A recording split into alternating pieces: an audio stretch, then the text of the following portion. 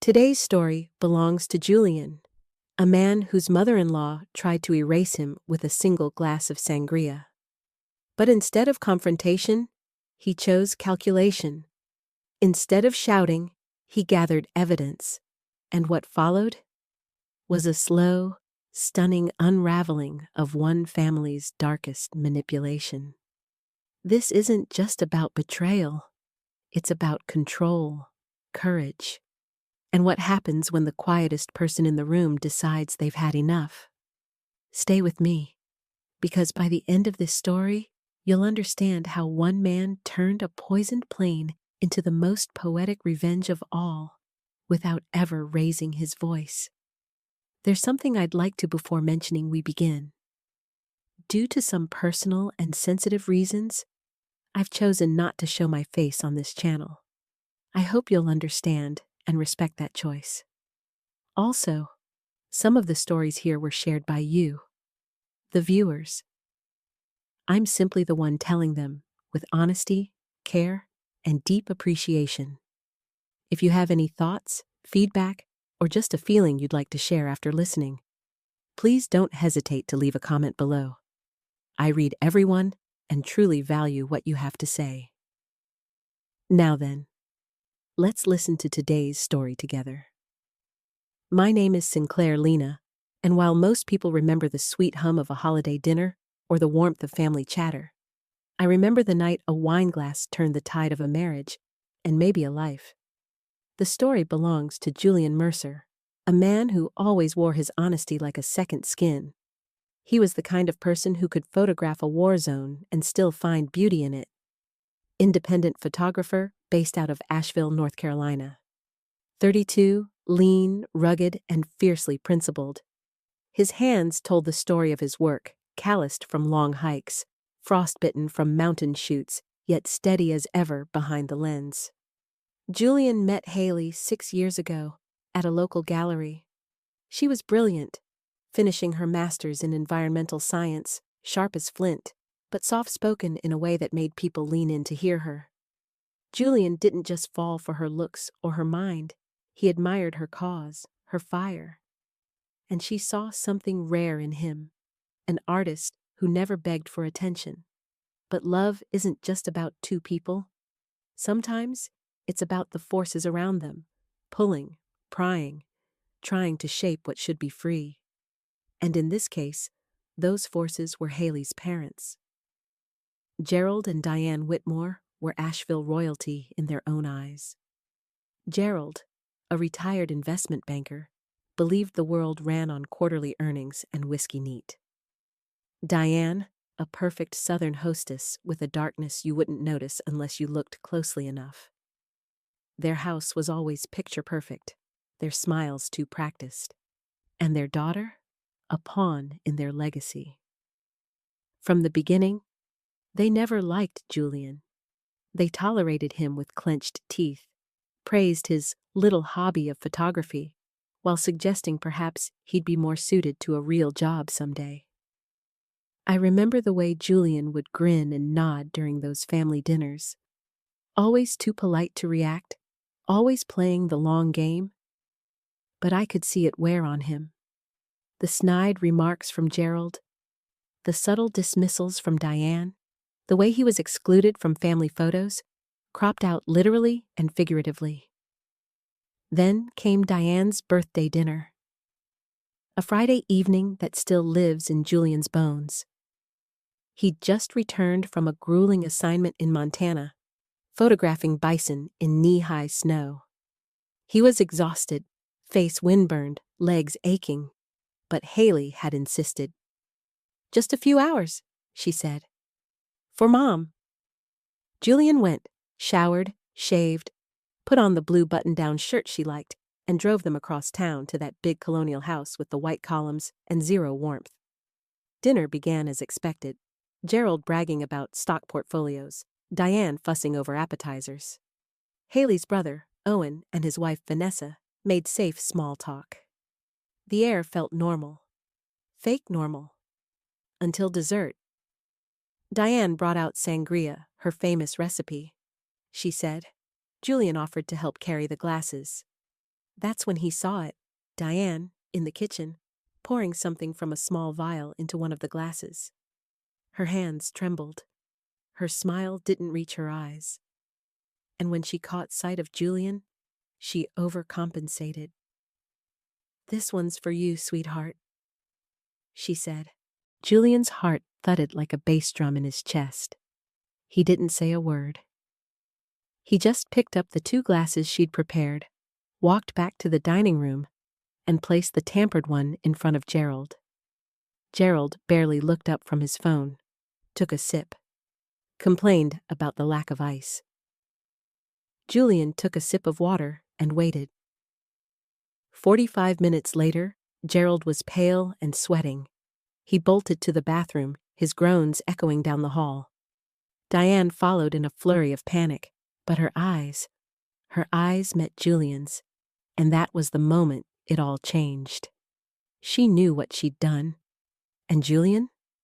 He knew it too, but he didn't scream, didn't accuse, just picked up his fork, ate a piece of chocolate cake, and waited for the chaos to unfold. That night, as Haley comforted her father and Diane rambled about bad shellfish, Julian pocketed the untouched glass that had been meant for him. It wasn't fear that drove him, it was resolve. Quiet, cold, calculating resolve. Because this wasn't over. It was just beginning. Julian didn't sleep that night. He sat at his desk, the untouched wine glass under a dome of plastic wrap, next to a sealed evidence bag he'd bought online during a late-night rabbit hole of true crime documentaries. It was a strange sort of calm that blanketed him, not the kind you feel when everything's okay, but the stillness of clarity, of decision. He had to know exactly what had been in that drink. The next morning, Julian called Jason O'Connor, a former client and now friend. Jason ran a toxicology lab that specialized in private testing, a contract researcher for universities, but he also moonlighted for lawyers in divorce cases, accident investigations, and the occasional paranoid employer. "Personal or professional?" Jason asked when Julian handed over the sample. "Family," Julian replied. Jason raised an eyebrow but didn't press. "You'll have your results in 3 days." Julian thanked him and walked away with a heartbeat that wouldn't slow down. Back home, he said nothing to Haley, just told her he had a big exhibition coming up, that he needed time to prep. She accepted it easily, maybe too easily. He noticed her starting to text her mother more again, noticed the way she'd smile at her phone, then tuck it away like a secret. 3 days later, Jason called. His voice was serious. "Julian, that wasn't wine you brought me." "What was in it?" "Benzodiazepines. Not enough to kill, but enough to sedate someone for hours. You drink that whole glass, you're unconscious in 20 minutes, maybe 30. Could have caused memory loss, confusion. You sure you don't want to involve the police?" "I just want a written report." He hung up without another word. That night, he stared at the report for hours. 3 pages. Medical jargon, chemical breakdowns, dosages, toxic thresholds. He read it 5 times. He wasn't looking for an answer. He already had that. He was looking for courage. The kind of courage it takes to go to war without raising your voice. Instead of confronting Diane, Julian began to investigate, methodically, quietly, like he'd track a predator in the wild. He learned Diane had multiple prescriptions for Xanax, legitimate, but prescribed by 3 different doctors. Julian called in a favor from an old friend in a pharmacy chain who flagged her name in several databases. She'd been doubling, sometimes tripling her doses. And that wasn't all. Julian heard whispers around town. A woman at the country club had accused Diane of stealing jewelry during a fundraiser. A neighbor mentioned odd behavior at a pool party, Diane wandering around barefoot in the dark, muttering to herself. Haley's mother had a polished image, but it was fragile, held together by designer clothes, lies, and pills. Julian compiled everything: prescriptions, stories, the toxicology report, into a manila envelope. And then, opportunity came knocking. Haley mentioned almost offhandedly, "Mom needs new profile pictures for some social media thing she's starting. She actually asked if you'd do it." Julian didn't even blink. "Sure," he said. "Happy to help." The following Saturday, he arrived at their house alone. No camera, just the envelope. Diane was waiting in the foyer, dressed in a silk blouse and pearls. "Gerald's at the office," she said quickly, like she needed him to know they were alone. Before she could pose, Julian handed her the envelope. "You should read this." She opened it slowly. As she scanned the papers, her posture changed, straightened, hardened. Her hands trembled, but her voice didn't. "This is absurd," she said. "I would never—" "We both know what happened," Julian interrupted. "What I don't know is why." Her eyes flashed, and for the first time, she didn't hide the venom. "Because you're not good enough for her," she snapped. "You never were.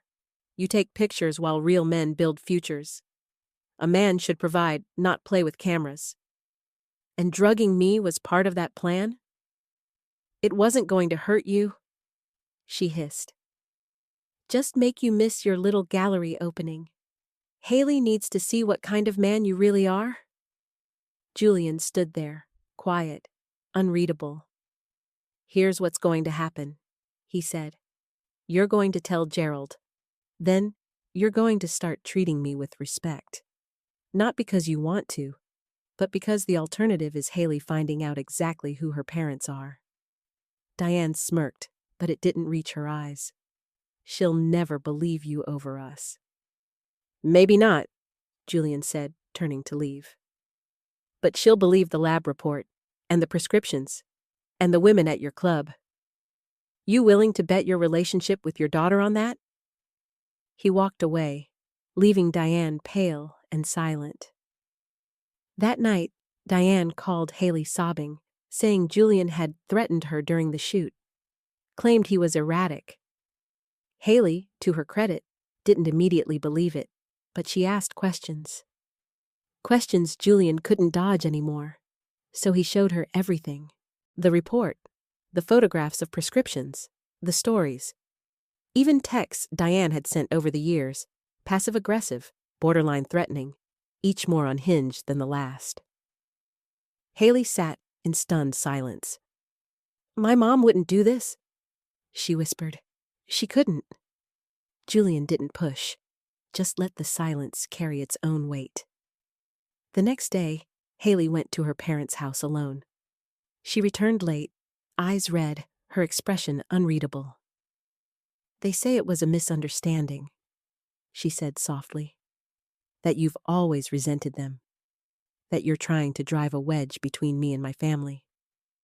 Julian didn't answer, just nodded. It was the response he expected. And the worst part? It worked. For 2 weeks, Haley barely spoke to him. She went to dinners alone, came back smelling like her mother's perfume, her eyes shadowed with doubt. Julian buried himself in his work, shot until midnight, edited until dawn. He felt the walls closing in, not around him, but around Haley. He could see it, the slow, methodical erosion of her will. Then, one afternoon, a package arrived. No return address, just his name on the front. Inside was a USB drive and a note. "You need to see this. Vanessa." Julian inserted the drive. It contained home security footage from Gerald and Diane's house, footage he didn't know existed. There was Diane, in the kitchen, pouring from the vial into the sangria. There was Julian entering. There was Gerald drinking. Then, an argument. Diane screaming at Gerald, "You drank the wrong glass!" Gerald shouting back, "This isn't the first time you've done something like this!" Julian watched it twice. Then a third time. The final nail was a conversation 2 days later. Diane and Gerald in their living room, whispering venom. He knows what you did, Gerald said. So what? Diane replied coldly. It's his word against mine. Haley will never choose him. I've already started planting seeds. By the time I'm done, she'll be filing for divorce and think it was her idea. Julian sat back in his chair. The video paused mid-frame. This wasn't just about him. This was a campaign, a strategy. Years of manipulation engineered to isolate Haley from anything, anyone they couldn't control. Julian made a call to Vanessa. Why did you send this to me? He asked. Because they did it to me, she said quietly. When I married Owen. For 2 years they tried to break us up, said I wasn't good enough. It almost worked. Why didn't you tell us? Owen doesn't know. He worships his father. I just couldn't let them do it to you too.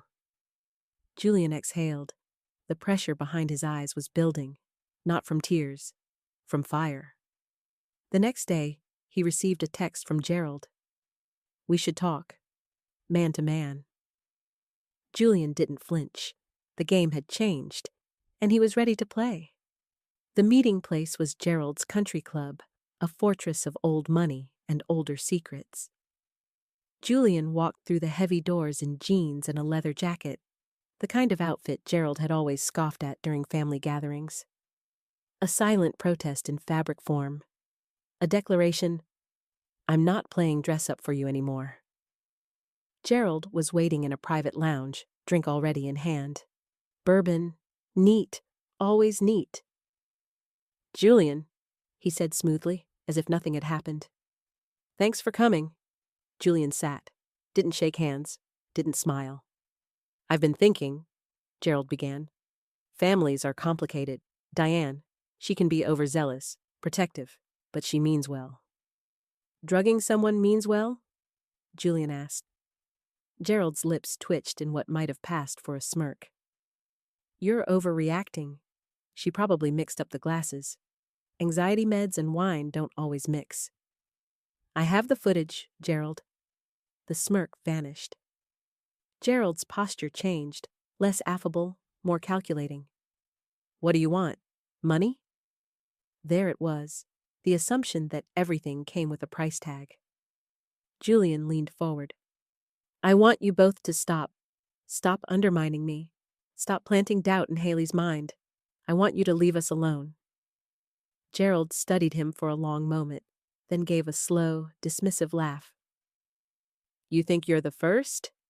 He said, swirling his bourbon. Haley had a fiancé before you. Thomas, great guy. Doctor. But we didn't like his background. Took 6 months to convince her he was cheating. She came home crying, believed every word. Julian felt the blood drain from his face.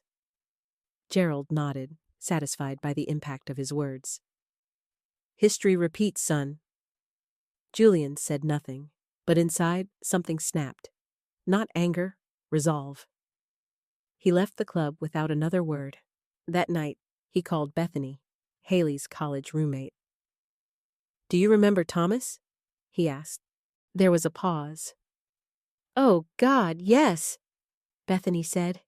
He was perfect for her, but then her parents started getting in her head, said he was untrustworthy, showed her fake messages, claimed he was lying to her.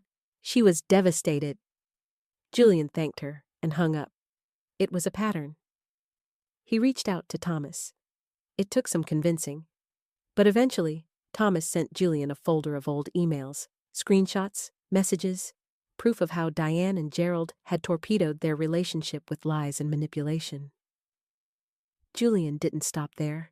He contacted other people, old friends of Haley's, who had mysteriously vanished from her life, ex-boyfriends, a music teacher she adored in high school who suddenly stopped speaking to her. Every path led back to the same place, Gerald and Diane. They'd been pruning her life like a bonsai tree, cutting away anything that didn't fit their aesthetic. Julian compiled everything, emails, testimonies, the security footage, onto a drive. Then he invited Owen and Vanessa over for dinner. He didn't tell Haley. She came home to find them sitting stiffly at the dining table. Julian had the TV hooked to his laptop. "What's going on?" she asked. "I need you to see something," Julian said. For the next hour, the living room was filled with the soft glow of betrayal. Footage of Diane poisoning the drink, Gerald screaming, their plot to split up Haley and Julian, their past manipulations, Thomas, Bethany, everything.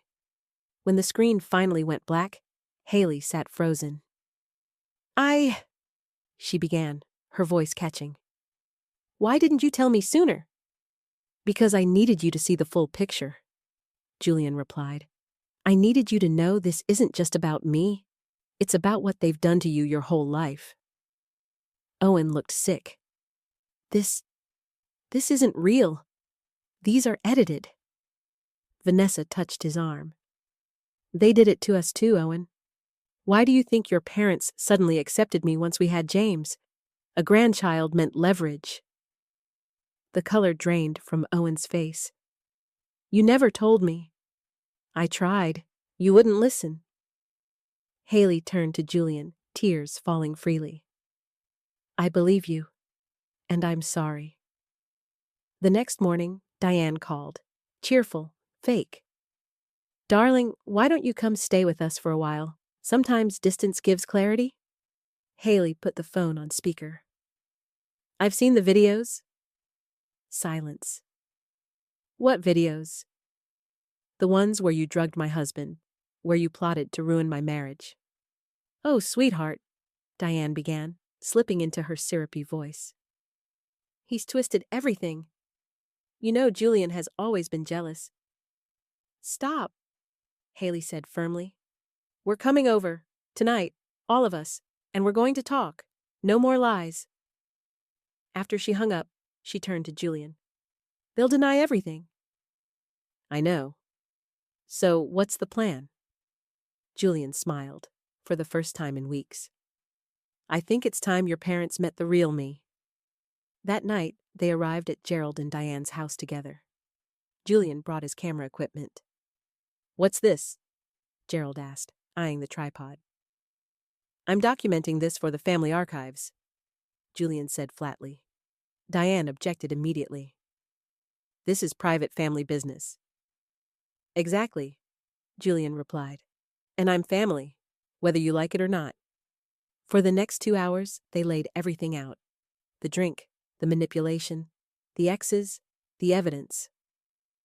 Julian played clip after clip, each denial from Diane followed by undeniable proof.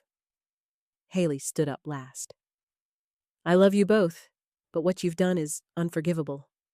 You don't get to control me anymore." Owen echoed her. "We're adults. We choose our own lives." Diane wept, not from guilt, but from the realization that her hold was slipping. Gerald was silent, jaw clenched, a general watching his army crumble. Before they left, Julian handed him a USB drive. "What's this supposed to mean?" Gerald asked. "It means I'm not going to ruin you, not unless you force my hand." Gerald studied him. "I underestimated you." Julian nodded. "You did." 6 months passed. Haley and Owen began therapy. Gerald and Diane kept their distance. No more calls, no more manipulation. Then, around the holidays, an invitation came. Dinner. A fresh start. Haley wanted to go. "They're still my parents," she said. "Maybe they're trying." Julian agreed, cautiously. Dinner was pleasant. Gerald asked about work. Diane complimented Julian's photography. After dessert, Gerald pulled Julian into his study. "I have a proposition," he said, pouring bourbon. "Come work for me. Junior partner track. Good salary. Security." Julian took the glass. Didn't drink. "Why?" "Because you're family," Gerald said, "and I respect how you handled everything." Julian smiled, slow and sharp. "No." "Julian, be reasonable. It's not an olive branch. It's a leash. You can't buy me, Gerald, and you can't stand that Haley loves me exactly as I am." Everyone has a price. Not me. He walked back into the dining room. Diane was showing Haley old photo albums. Haley caught Julian's eye. Saw something had happened. Stood up. "Mom, Dad," she said clearly. "We have something to tell you. I'm 3 months pregnant." Shock. Then tears. Diane rushed to hug her. Gerald offered stiff congratulations. Julian leaned in close. "This child will never be a pawn in your games." Gerald's face hardened, but he nodded. He understood. 3 weeks after the pregnancy announcement, a certified letter arrived. The envelope was thick, formal, embossed with the Whitmore family seal. Inside were 2 documents. The deed to the house Julian and Haley had been renting, now legally transferred to their names, and a trust fund document for their unborn child, signed and notarized by Gerald's legal team. No note, no conditions, no strings. It wasn't an apology. Gerald didn't operate in apologies. It was a message, the only one he knew how to give. Recognition. Julian sat at the kitchen table, the documents spread out before him. Haley leaned over his shoulder, mouth slightly open. "I don't know what to think," she whispered. Julian did. This was surrender. Not with banners or speeches, but with real estate and irrevocable trusts. A quiet wave of the white flag. That spring, Eliza was born, named after Julian's grandmother, a woman who raised him on wisdom, patience, and old cameras. The hospital room was full of sterile light and new hope. Gerald and Diane came to visit the next day. They brought flowers, gifts. Gerald held the baby awkwardly, like he was handling a Fabergé egg. Diane cried, dabbing her cheeks with a silk handkerchief. But they didn't offer advice. They didn't comment on Haley's parenting, and they didn't mention Julian's career. That silence was the loudest change of all. The months passed. Julian focused on photography, portraits, wildlife, editorial work. He was rebuilding his career from within, no longer chasing approval, but pursuing meaning. Haley returned to work part-time, teaching environmental science at a local college. She seemed lighter, more grounded, as if cutting the marionette strings had allowed her to finally stand straight. Their home, now their own, echoed with baby giggles and the soft hush of domestic peace. One evening, as Julian edited a set of landscape shots from the Smokies, Haley entered the studio with Eliza in her arms. "My mother called," she said. Julian raised an eyebrow. "She wants us to come for Christmas. Whole family. Dinner, tree, the works." He paused. "What do you want to do?" Haley shifted the baby in her arms. "I think we should go, but on our terms. We stay at a hotel. We leave when we want. No unsupervised time with Eliza. Boundaries." Julian nodded. "Sounds reasonable." They booked the hotel the next day. 2 weeks before Christmas, another envelope arrived, this time from Gerald's office. Inside was a glossy brochure, the annual report for his investment firm. Julian's photographs were featured throughout. Architectural shots, portraits of employees, candid images from community outreach programs. High-end, magazine-level quality. There was a handwritten note on the cover. "Hired the best photographer I know. Thought you'd want a copy." Gee. Julian stared at the brochure for a long time. It wasn't reconciliation. It wasn't love. But it was respect. The currency Gerald finally learned to trade in. In early spring, Julian opened his own gallery in downtown Asheville. The space was clean, modern, bathed in natural light. It was everything he'd dreamed of when he first picked up a camera. The grand opening was packed. Former clients, local artists, Haley's students, Julian's old mentors, even his parents, who flew in from Oregon, walked through the gallery with wide eyes and pride glowing on their faces. And then, just before closing, Gerald and Diane arrived. They didn't stay long. Diane held Eliza briefly, her voice gentle and measured. Gerald walked the gallery slowly, pausing in front of each photo, nodding once or twice. Before leaving, he shook Julian's hand. "These are exceptional," he said. No critique, no backhanded compliment, just acknowledgement. Then they were gone. Julian locked the gallery that night with Haley at his side. "Do you think they've changed?" she asked quietly. Julian looked up at the sky. The stars were bright over the mountains. He breathed in the cool night air. "No," he said finally, "but I think they've accepted they can't change us. And sometimes that's enough." That spring, Julian and Haley took Eliza on their first family trip to the Great Smoky Mountains, where Julian had shot one of his earliest magazine spreads. He took photos. Eliza babbled in Haley's lap. And at night, by the campfire, they talked about the future. Not in hypotheticals, but in declarations.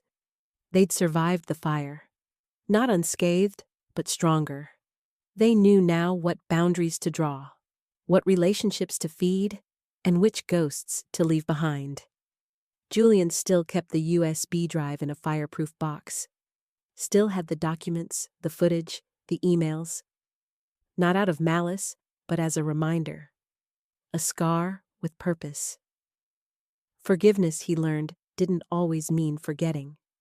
Sometimes it just meant outgrowing the prison someone else built for you.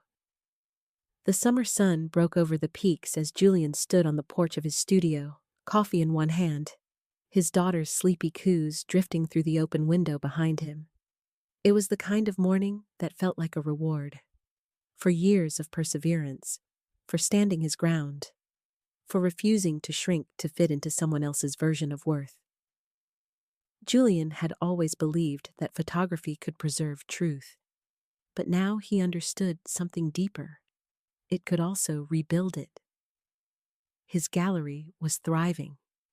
His name was becoming a staple in Asheville's art scene and beyond.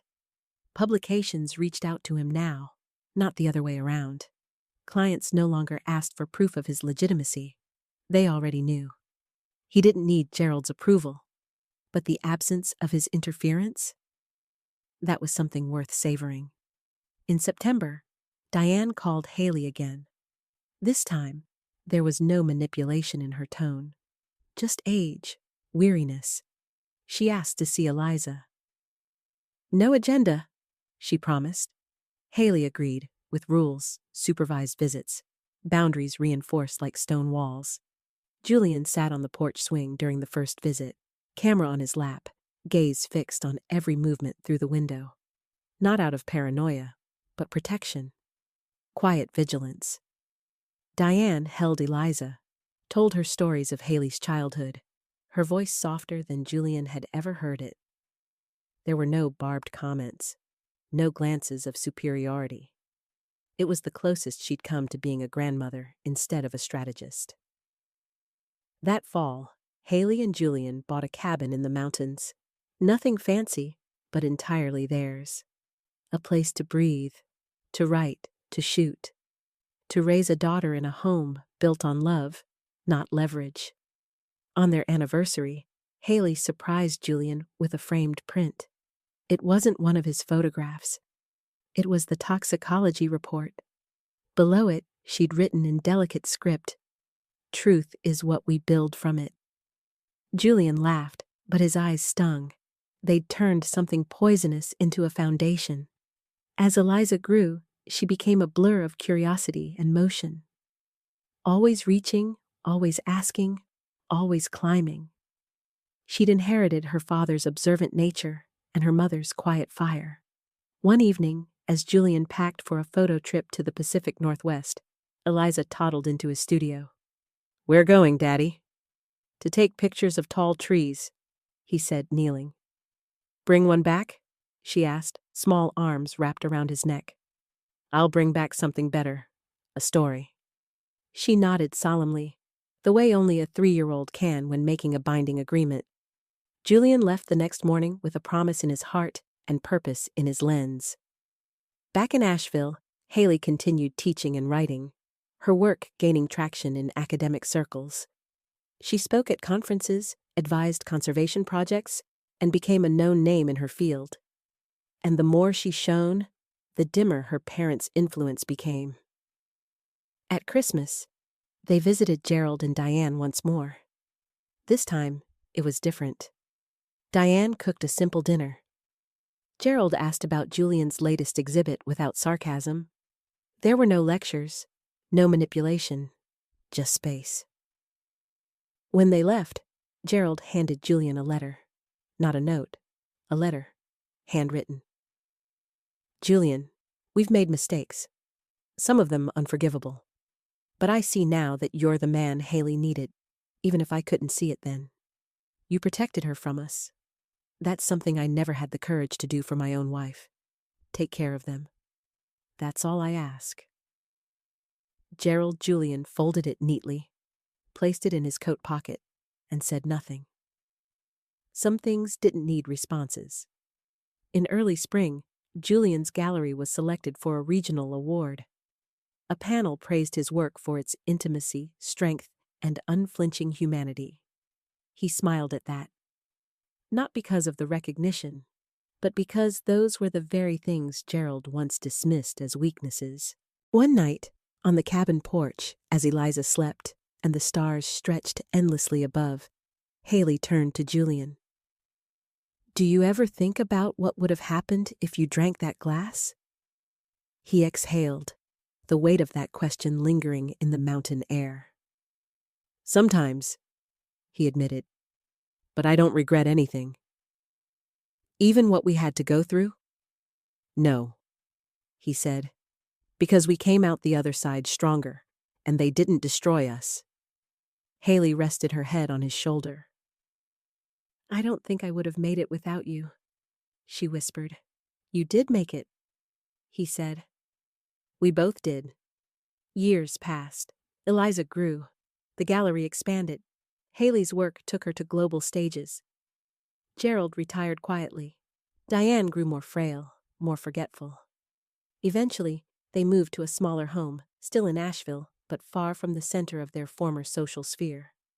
They still saw Eliza, now and then, on Julian and Haley's terms. They never apologized for the past, but they never repeated it. Sometimes, that's as close as you get to healing. Julian's final exhibition before he turned 40 was titled Survivors. It wasn't about war zones or wild animals. It was about people. Wives who fought cancer, children who endured bullying, men who survived silent wars at the dinner table. In the corner of the gallery was a single frame, an empty wine glass. Behind it, a simple caption. She said it was special. It was. No one asked for the story behind it. They didn't need to. They saw it in Julian's eyes, in his daughter's laughter, in Haley's steady, unflinching love. I, Sinclair Lena, tell this story not as a journalist, but as a witness. Not to poison or betrayal, but to perseverance. Because in the end, Julian didn't seek revenge through rage or ruin. He won by living, by thriving, by refusing to bend beneath the weight of control. And in that quiet, steady rebellion, he redefined what it meant to be free. That is the truest revenge of all.